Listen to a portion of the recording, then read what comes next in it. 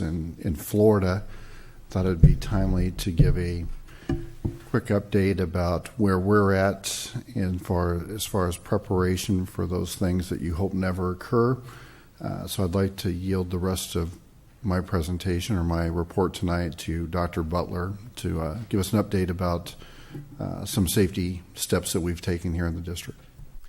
I mean, there's just no good way to tee this up, but the unfortunate timing, I was at a meeting this morning at Rancho Vista with 2 FBI officers before we had heard anything about this, going through what is threat response, what do we need to do more of in the district.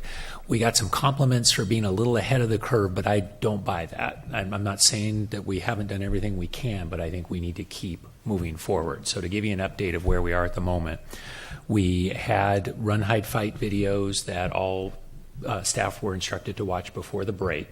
So those were ones that were put together by Santa Ana Unified, different videos for different grade levels. Everyone was asked to watch those to at least increase their awareness.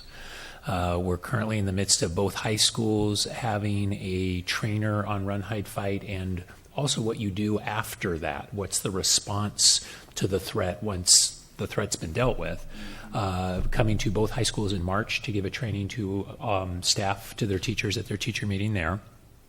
I'm going to evaluate that as well and potentially bring back a proposal to the district to do more with that particular trainer. There's a cost to that trainer.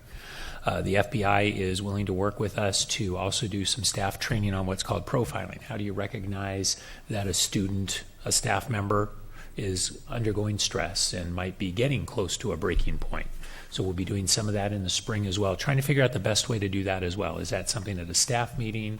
Is that something where we get a couple of school sites together at once? We're working out the details on it, but there will be something to help staff identify when there's a problem more than we can.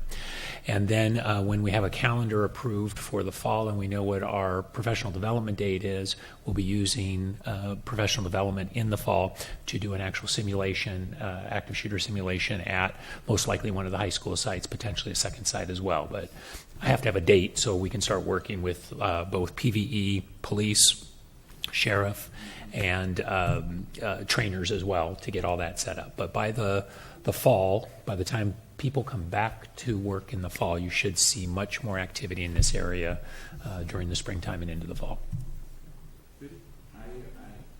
I appreciate it. I mean, it's unfortunate, obviously, the tragedy today, but I think I had brought it up in December or January, so I appreciate the fact that you guys have followed up and are on top of it, and that we're continuing those relationships and dialogues with not only our local police department and sheriffs, but also the FBI. So that's great.